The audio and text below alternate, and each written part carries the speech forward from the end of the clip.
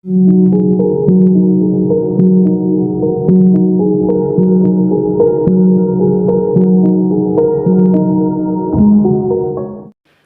मार्च 2022 को UAE versus Namibia एक match हुआ था। आज से ठीक एक साल पहले, जी हाँ 8 मार्च को था और आज 10 मार्च है। एक साल पहले एक मैच हुआ था यूएई वर्सेस नामीबिया। वहां पर नामीबिया ने 207 रन का टारगेट दिया था यूएई को और वो यूएई ने 3 विकेट से उस मैच में जीत दर्ज की थी और उस चेस को कंप्लीट कर लिया था। वो जो 200 प्लस का टोटल उन्होंने चेस किया था, उसके बाद आज का दिन है, एक साल पूरा निकल गया, लेकिन यूएई उसके बाद एक भी बार 200 प्लस का चेस जो है पूरा करने में कामयाब नहीं रही है। जी हाँ, ये हाल है अगर आप देखें पिछले एक साल में चेस करते हुए यूएई का, और आज भी वही हुआ है कि 200 से ऊपर का चेस मिला और वो पूरी तरह से उन्होंने हथियार अपने डाल दिए।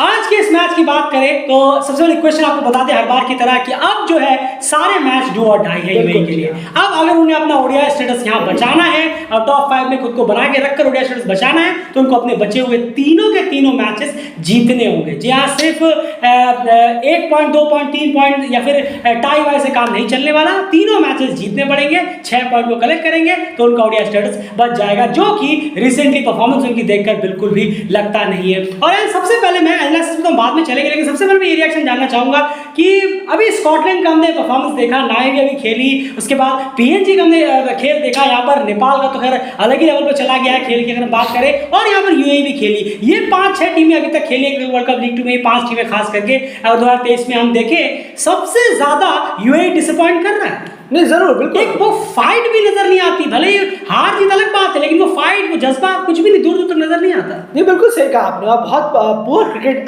देखने को मिल रहा है यूएई की तरफ से, और रीजंस तो बहुत सारे हैं और जो कि अगर बताने बैठे तो उस पर एक अलग वीडियो बन जाएगा कहीं ना कहीं। बहुत सारे रीजंस हैं, लेकिन जो रीजन साफ दिखते हैं, ऐसा कोई रीजन नहीं है जो हिडन है या छुपा हुआ है, सबके सामने ही है वो रीजंस। कोच के, कप्तान के फैसलों के कुछ समझ में नहीं आता, और टीम के मैनेजमेंट का, आखिर प्लेयर्स के बहुत सारे फैसले हैं जो इस टीम में नजर नहीं आ रहे हैं, कहाँ जा रहे हैं कहाँ नहीं जा रहे हैं, उसी की वजह से ये हाल है। और बैट्समैन में तो खैर आप जरूर कह सकते हैं प्लेयर्स को पता है, वो बैट्समैन तो जरूर बन गए, खाली लिख गए क्योंकि क्रिकेटर है तो या तो आप बॉलर होंगे या बैट्समैन होंगे या ऑलराउंडर हो जाएंगे, तो बैट्समैन बन गए, पर खेलने का तरीका हर जगह पे, हर कंडीशन पे अलग होता है, शायद ये उन्हें मालूम नहीं। बिल्कुल, चलिए अब की तरफ चलते हैं। और एक लाइन जरूर यहाँ पर याद है, जो आप अभी कुछ देर पहले मुझसे कह रहे थे जब मैच चल रहा था, कि ऐसा लगता है कि अहमद रजा में बात थी, रॉबिन सिंह सर में नहीं।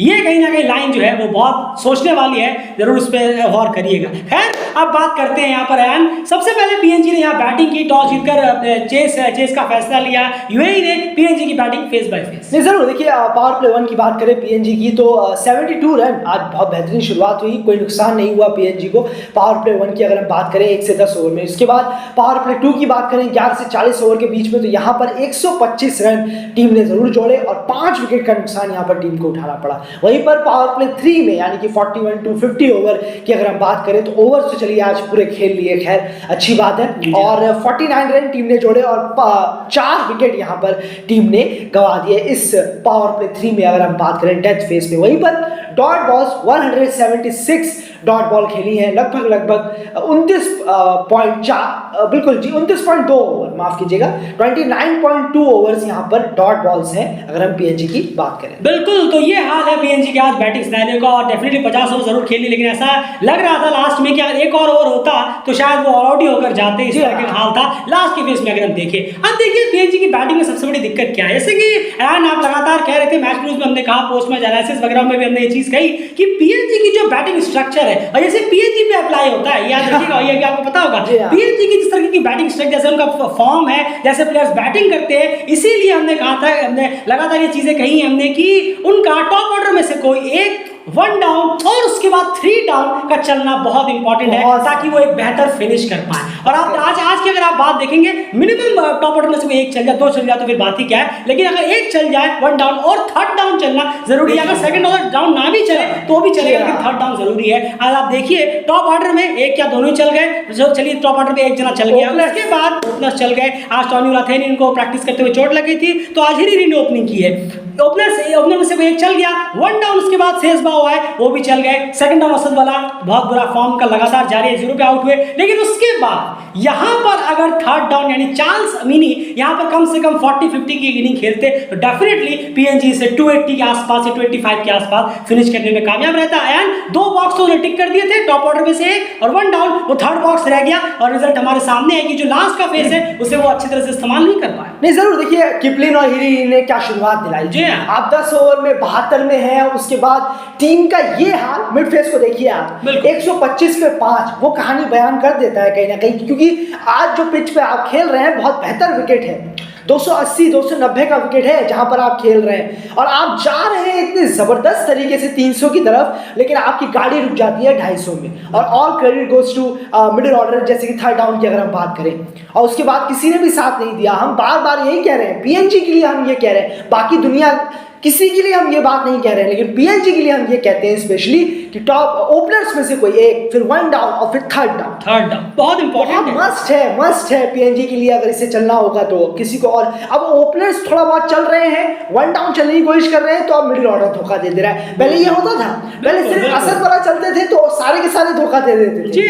अब कोशिश कर रहे हैं थोड़ा थोड़ा चिप इन करने का, सब रन बनाने की, तो अब जो मेन डाउन हमने कहा है वही खा दिए। बिल्कुल, इसमें कोई दरार नहीं है। यही चीज है कि एक जो बॉक्स है वो आप टिक करने में नाकामयाब रह रहे हैं, तो ये कहीं ना कहीं देखना। और सबसे इंपॉर्टेंट बात है असद वाला की फॉर्म। क्या है जी असद वाला की अपनी जो फॉर्म है वो भी कहीं ना कहीं इस वक्त जो है थोड़ी सी डावाडोल जरूर है। क्या कहेंगे आप? एक बात जरूर मैं बोलना चाहूंगा यहाँ पर कि प्रेशर पहले आपने, जो हम कहते हैं पीएनजी के लिए टीम गेम बहुत ज्यादा इंपॉर्टेंट है, और ज्यादा हो जाता है। क्यों? क्योंकि पहले असद वाला चलते थे, लेकिन अब जो प्लेयर्स चलने लगे हैं थोड़ा बहुत ही सही, जी हाँ, आपको लग रहा होगा कि यार इतने चल नहीं रहे, वो कंट्रीब्यूशन विनिंग में नहीं आ रहा है, लेकिन यूएई के सामने हमेशा विनिंग में कंट्रीब्यूशन आ रहा है पीएनजी का। और आज यूएई के खिलाफ ही वो मैच था, लेकिन असद वाला की ना चलने की वजह से टीम में प्रेशर जरूर बन रहा है। अब ये जो मैचेस हैं, 4-5 मैच जो टीम आखिरी में खेली है, इसका जो फ्लॉप होने का श्रेय है वो असद वाला पे जरूर जाएगा। चल रहे थे, पर अब टीम बाकी प्लेयर्स परफॉर्म कर रहे हैं, तो अब जो सेकंड डाउन थर्ड डाउन वहां पर मेन प्लेयर्स आ रहे हैं वो परफॉर्म नहीं कर रहे, तो ऑब्वियसली है टीम गिरेगी। टीम को अच्छा स्टार्ट मिलता है, 150 पे 1 विकेट, 150 पे 2 विकेट, आप स्कोर देखिए कहाँ आ गए, 250 पे आके टीम गिर जाती है। अब नहीं, और second down, third down, fourth down, fifth down सब फ्लॉप हो रहे हैं, सब फ्लॉप। तो ये कहीं ना कहीं कंसर्न जरूर है कि सबसे इंपॉर्टेंट बात है, बस ये सबसे बड़ा रीजन रहा है कि अगर थर्ड डाउन का प्लेयर यहाँ पर आज रन करने में कामयाब रहता, और कल के मैच में भी अगर थर्ड डाउन का प्लेयर अगर स्कोर करने में कामयाब रहता, तो डेफिनेटली आप चेस के और करीब पहुंचते, या फिर शायद आप उस चेस को कर भी लेते, जो इतना टफ बिल्कुल भी लग नहीं रहा था अगर हम कल जिस तरह की स्टार्टिंग जो है यूपीएनजी को मिली थी। एंड बॉलिंग डिपार्टमेंट की यहाँ बात करें तो सबसे नॉर्मल मनवा के लिए वही हम वापस से कहेंगे कि उनको आप ऊपर भेजना शुरू करिए। ये 2-3 चीजें अगर वो चीजें बेहतर पीएनजी करता है तो उनको प्लेऑफ में बहुत ज्यादा काम आने वाली है, क्योंकि अब हर जगह आपको यूएई नहीं मिलेगा। ये सोचने वाली बात है, तो ये देखने वाली बात यहाँ पर जरूर जाती है। कुछ चीजें हैं जिन्हें ठीक करना जरूरी होगा प्लेऑफ से पहले पीएनजी के लिए, खास करके बैटिंग लाइनअप में। अब एंड बॉलिंग डिपार्टमेंट की बात जरूर करें, एक भी एक्स्ट्रास यहाँ पर यूएई के बॉलर्स ने नहीं दी है, ये एक तारीफ यहाँ पर जरूर करनी होगी। वो रिजल्ट क्या हुआ वो सब बात की बात है, जब 50 ओवर कंप्लीट हुए तब एक भी एक्स्ट्रास यूएई के बॉलर्स ने नहीं दिए, ना कोई वाइड, ना कोई नो बॉल, और ओवरऑल बॉलिंग कैसी रही? नहीं जरूर बहुत बेहतरीन एफर्ट रहा है। अगर हम बॉलिंग की बात करें, यहाँ पर जरूर एक वक्त पे आप खर्चे साबित हो रहे थे, आप लाइन और लेंथ आपकी खराब हो जाती है जब आपको लगता है कि रन आ रहे हैं, चौके आ रहे हैं, छक्के आ रहे हैं, और हिरी और किपलिंग जिस तरीके से खेल रहे थे सीरीज बाउ, तो काफी सारा प्रेशर उस वक्त बॉलर पर था, लेकिन उस वक्त भी बॉलर्स लोगों ने थोड़ा सा अपने आप को बांध के रखा। बेहतर लाइन और लेंथ से बॉलर्स ने बॉलिंग जरूर कराई है, डिसिप्लिन रहे हैं बॉलर्स। अगर हम बात करें, खासकर जहूर खान ने भी कुछ अपने आप बेहतर स्पेल डाले हैं, पूरे ओवरऑल तो नहीं कहूंगा, लेकिन कुछ जगह पर उन्होंने बेहतर बॉलिंग कराई है। साथ में अयान खान, स्पेशली अयान खान ने बहुत बेहतर बॉलिंग कराई है आज, काफ़ी बेहतरीन उनकी बॉलिंग रही है। ठीक ऑफ स्टंप पे बॉलिंग रख रहे हैं और आगे लाने की कोशिश कर रहे हैं, खिलाने की कोशिश कर रहे हैं, खिलाने का बहुत ट्राई किया है उन्होंने बैट्समैन को, और उसका उन्हें फुल क्रेडिट देना होगा। बिल्कुल, तो यहाँ पर कहीं ना कहीं अब आप कह सकते हैं कि अगर एक्स्ट्रास के लिहाज से देखें तो ये एक बहुत बेहतर रहा है। इसको देखकर बड़ी खुशी हुई कि एक भी एक्स्ट्रास पूरे 300 बॉलें डालते हुए किसी भी बॉलर्स ने नहीं दी यूएई के। ये एक अच्छा आप कह सकते हैं परफॉर्मेंस जरूर रहा। हालांकि कि एक अच्छे टोटल पे आपने रोक लिया था, 246 पे रोकने के बावजूद भी बैट्समैनों ने कहीं ना कहीं सारी जो मामला है उस पर पानी फेर दिया। अब यहाँ चेस की तरफ चले, एंड सबसे इंपॉर्टेंटली अगर चेस की यहाँ बात करें, सबसे पहले फेस बाय फेस नहीं जरूर, देखिए फेस बाय फेस की बात करें पावर प्ले 1 की तो 64 पे एक विकेट यहाँ पर टीम ने गंवाया यूएई के 1 से 10 ओवर में। उसके बाद पावर प्ले 2 यहाँ पर पूरी स्टोरी खत्म हो गई एक तरीके से अगर आप कहें। 118 रन पावर प्ले 2 में यूएई ने बनाए और 7 विकेट का नुकसान यहाँ पर टीम को हुआ और यहीं पर मैच पूरा फिनिश हुआ। और उसके बाद लास्ट के फेस में सिर्फ शो ऑफ के लिए ये मैच गया, 8 रन टीम ने जोड़े और 2 के 2 विकेट वहीं पर गिरे। बिल्कुल। और डॉट बॉल्स की बात करें तो 159 डॉट बॉल्स टीम ने खेली हैं, जबकि 42 ओवर ही हुए थे, 8 ओवर अभी बचे हुए भी थे, तो डॉट बॉल्स के जो परसेंटेज है वो भी काफी ज्यादा हाई चला गया। बैटिंग की यहाँ बात करें तो कोई हैरानी नहीं हुई कि इस तरीके की बैटिंग कॉन्ट्रीब्यूशन हुई है, क्योंकि यूएई की जिस तरह की रिसेंटली बैटिंग हम देख रहे हैं उससे इतना तो क्लियर पता चल रहा है कि अगर आप इस स्कोर कार्ड को देखकर हैरानी आपको हुई है तो बिल्कुल हैरानी होनी नहीं चाहिए। लेकिन रीजन क्या है वो जरूर यहाँ बताने की कोशिश करेंगे। सबसे इंपॉर्टेंटली देखिए, एक तो सबसे बड़ी दिक्कत क्या है कि सिलेक्शन वगैरह को लेकर तो पहले हम बात कर चुके हैं, उस पर अलग से वीडियो भी बन सकता है। हमने सबसे पहले ही कहा चिराग शेखर जैसे प्लेयर बाहर बैठे हुए हैं, बासिल हमीद को आप नहीं लेते, रीजन आप बताते नहीं है कि आखिर चिराग शेखर बासिल हमीद जैसे प्लेयर्स क्यों नहीं यहाँ पर रहते हैं। और सबसे इंपॉर्टेंट बात, अगर आज की बैटिंग की बात करें, मोहम्मद वसीम शुरुआत में जबरदस्त मिली, काफी तेज वो खेल रहे थे, लेकिन जैसे ही उनका विकेट गिरा, मेरे ख्याल से 7वें ओवर की पहली बॉल पे उनका विकेट गिर गया था, 49 पे 0 करीब थी टीम, वहां पर जैसे ही पहला विकेट गिरा उसके बाद ये जो चेज है वो कभी आगे बढ़ा ही नहीं था, सिर्फ ओवर्स बढ़ रहे थे और आप कह सकते हैं कि प्लेयर्स इधर उधर मूव ऑन कर रहे थे, फील्डिंग पीएनजी की इधर उधर चल रही थी, लेकिन जो चेज है वो वहीं की वहीं रुकी हुई थी, बस फॉर्मेलिटी के लिए उसमें एक दो रन जो है वो जुड़े जा रहे थे। एक बात मैं सीधा पूछना चाहूंगा, ये सब बहुत बकवास बातें हो गई हमारी अब कि बैटिंग ऐसी है बैटिंग वैसी है। एक बात जरूर पूछना चाहूंगा, इन लड़कों को क्या बैटिंग आती है? सीधे तौर पर पूछता हूं मैं आपसे, वृत्या अरविंद, अयान खान, रिजवान है, मोहम्मद वसीम को अगर आप ले लें, यहाँ पर घर में डिजास्टर परफॉर्मेंस, चलिए बाहर तो बाहर रोड ट्रैक था, अगर बता दें इतना भी रोड ट्रैक नहीं था, बेहतर विकेट था, सीधे तौर पर है आप बेहतर एक से एक विकेट मिलता है खेलने के लिए, जबरदस्त विकेट होता है दुबई से तो बहुत ही बेहतर, अरे बहुत जबरदस्त विकेट होता है, 10 विकेट भी यहाँ गिरते हैं अगर आप बेहतर बॉलिंग कराएंगे, स्पिनर भी निकालते हैं, पेसर भी निकालते हैं। सीधा सवाल है मेरा आपसे यही कि रिजवान हुए, मोहम्मद वसीम हुए, बहुत मैच खेल लिए भाई, आपका एवरेज देखिए घटिया गिरा हुआ एवरेज है, 15-16 का 18 का एवरेज चल रहा है, क्या कहेंगे आप? बैटिंग इनको हटाकर किसी दूसरे को लेकर आए या नहीं भैया इन्हें मौका दे देते हैं क्रिकेट वर्ल्ड कप लीग 2 में, अगर 3 में अगर ये आते हैं यूएई वापस तो इन्हीं के साथ कंटिन्यू करेंगे? आपको क्या लगता है? बैटिंग फ्लॉप है, इंटेंट नहीं है, टैलेंट जरूर है, इंटेंट कुछ नहीं है, 50 ओवर बिल्कुल है, इसमें कोई दौराई नहीं है, क्लियर है कि बस T20 आ जाए, बल्ला घुमा ले, कुछ रन आ जाए, यही काफी है। सबसे इंपॉर्टेंट बात है कि खुद को अपने कंडीशंस के हिसाब से अप्लाई करना,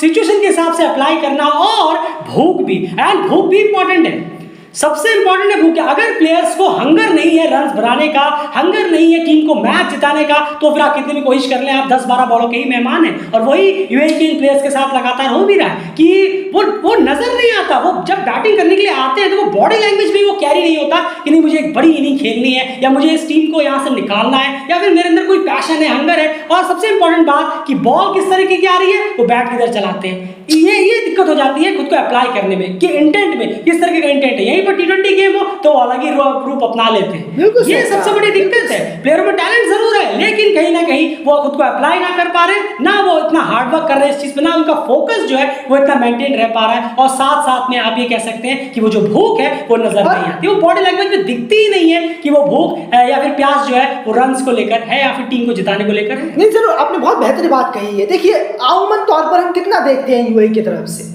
कि अभी सिर्फ यूएई की बात हो रही है, मैं सबको लेकर नहीं, यहाँ एनालाइज यूएई का हो रहा है और किसी का नहीं, कि अमूमन तौर पर हम कितनी देखते हैं 100 बॉलें खेलती, बड़ी बड़ी इनिंग्स खेलती रेगुलर इंटरवल में। अगर हम बात करें ये 10 इनिंग बाद एक बार तो बहुत लोग मार देते हैं, और ये कोई इनिंग होती नहीं है एक्चुअली में। 20 में से अगर 2 बार चलेंगे तो अरे भैया क्लब का लड़का भी चल जाएगा, उसको भी मौके दे दीजिए। आप बॉलें देखिए, मैं आपको बॉलें बताता हूँ। 20 प्लस मोहम्मद वसीम, ये T20 बॉले, सिर्फ बॉलों की बात कर रहा हूँ, 20 प्लस बॉले T20 का एक परफेक्ट 20 में ठोक दिया, रन 35-40 हो गए। यहाँ फिर आते हैं आसिफ, उन्होंने भी 20 बॉलें खेली है, आप खेल रहे हैं ओडीआई गेम, जबकि अभी रिसेंटली 100 बॉलें खेली थी। बस वही खाना, एक बार 2 बार 10 में से 15 में से मौके मिल गए तो 2 बार में तो कोई भी चल जाता है, मैं भी उठ के चल जाऊंगा अगर 1.5 महीने 10 महीने बाद बल्ला पकड़ूंगा तो। उसके बाद बात करते हैं आर्यन लाकड़ा, 72 बॉलें खेली, आप भी चले गए। 50 रन जरूर किया आपने, नहीं आपकी और रिस्पॉन्सिबिलिटी, आप टिकी है, टॉप ऑर्डर है, कोई एक्सक्यूज बनता नहीं है आपका वहां पर। और वैसे भी आप लोगों ने तो गिफ्ट में विकेट दिए हैं। रिजवान आते हैं 40 बॉल उन्होंने भी ले ली। रोहन मुस्तफा आते हैं, वो भी 19 बॉल खेल लेते हैं।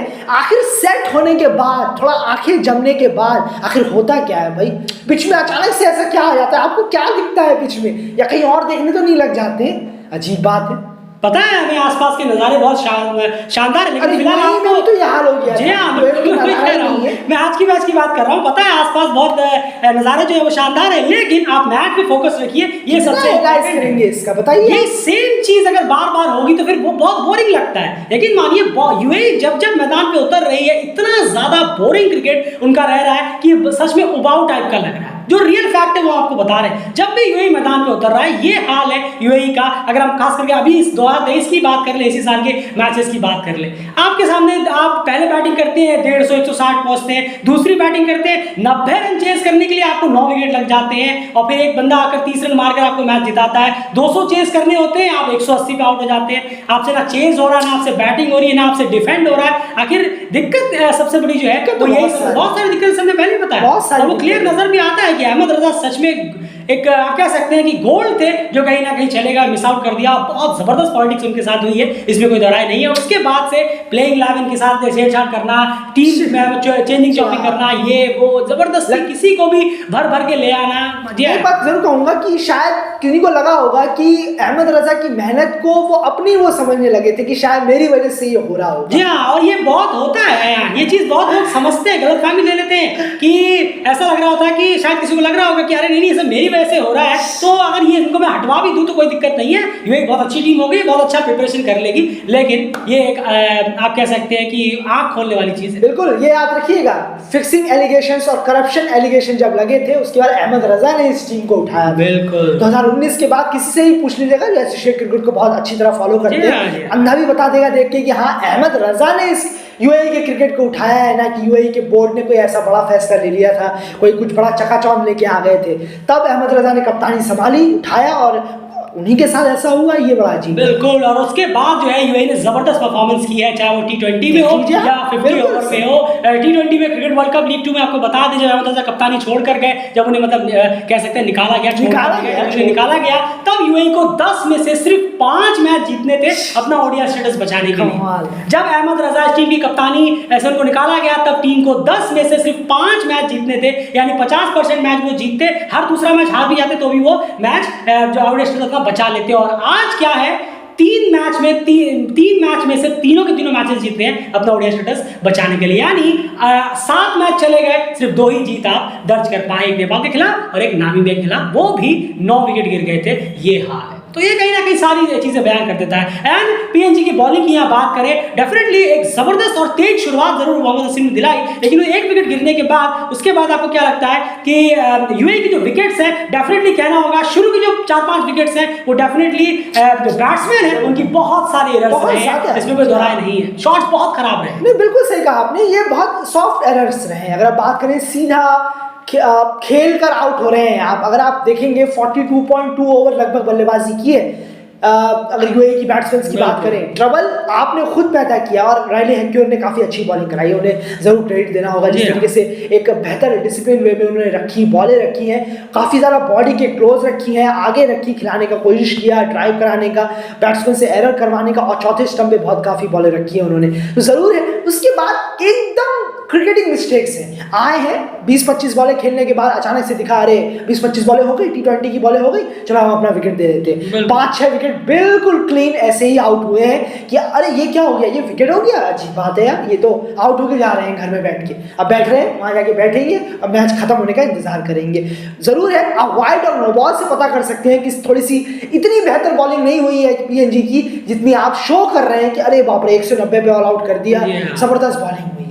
नहीं, थोड़ा सा झांकने की जरूरत है, ऊपर से सब कुछ अच्छा को पूरा क्रेडिट जाता है इसका। बहुत सुपर फ्लॉप शो हुआ है उनके सामने, पीएनजी बार-बार सवा शेर बन के आ रहा है, और नेपाल के सामने आप देखिए जरूर अच्छा कर रहे हैं, बॉलिंग में जरूर अच्छा कर रहे हैं। यही बॉलिंग के खिलाफ नेपाल ने 297 मार दी, जबकि उनका एक कोलैप्स हुआ लास्ट। देख लीजिए आप, तो कुछ क्या कहेंगे फिर आप बताइए। बिल्कुल, इसमें कोई दोहराई नहीं है, और आप देखिए एक पॉजिटिव अप्रोच भी बहुत मैटर करता है।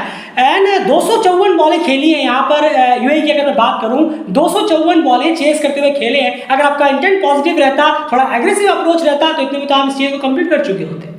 42-47 ओवर में क्या 240 प्लस चेस नहीं होते आराम से। जहां पर बेहतर विकेट है, ये दुबई वाली पिच नहीं है जहां पर 200 मार के तो आप समझ गए मैच जीत गए। ये सबसे बड़ी बात है। तो यहाँ पर जितनी बॉलें आपने खेली, अगर आपका इंटेंट जो है वो वहां रहता और पॉजिटिव अप्रोच रहता, थोड़ा एग्रेसिव अप्रोच रहता, रन बॉल खेलने की कोशिश करते या 2 बॉल पर रन भी खेलने की कोशिश करते तो आप बहुत क्लोज होते जितने आपने ओवर्स खेल लिए। प्योर डिसअपॉइंटमेंट यहाँ पर रही है। तो यही एनालिसिस में कहने के लिए, और पीएनजी ने एक और मैच यहाँ पर यूएई को हरा दिया है। 3 में से 3 मैचेस यहाँ पर यूएई को जीते हैं अपना ओडीआई स्टेटस बचाने के लिए। एक चीज जरूर यहाँ पर हेड टू हेड नेपाल के लिए जरूर कहना चाहेंगे, ये टीम से हारना डिजर्व नहीं होता भाई, बिल्कुल इतना क्लियर है। अगर आप ये जो यूएई टीम अभी परफॉर्म कर रही है ना, अगर यहाँ इससे नेपाल एक भी मैच हार गया तो आप अपने ही पैर पे कुल्हाड़ी मारेंगे। डेफिनेटली किसी भी सूरत में कोई भी एक्सक्यूज काम नहीं आएगा कि नेपाल आप इतना बेहतर कर रहे हैं और आप यूएई से अगर एक मैच हार जाते हैं 2 में से। डेफिनेटली ये अभी का जो रिसेंटली परफॉर्मेंस है यूएई का, ये डिजर्व ही नहीं करता कि वो आपके खिलाफ कोई मैच भी जीतता। और आप जैसा खेल रहे हैं डेफिनेटली आपको यहाँ दोनों ही मैचेस यूएई के खिलाफ जीतने ही जीतने चाहिए। इसी नोट पर इस एनालिसिस को यहाँ खत्म करना चाहेंगे। चैनल को सब्सक्राइब करिए और बने रहिए डेली चैनल के साथ। इस मैच में भी कुछ रिकॉर्ड्स बने हैं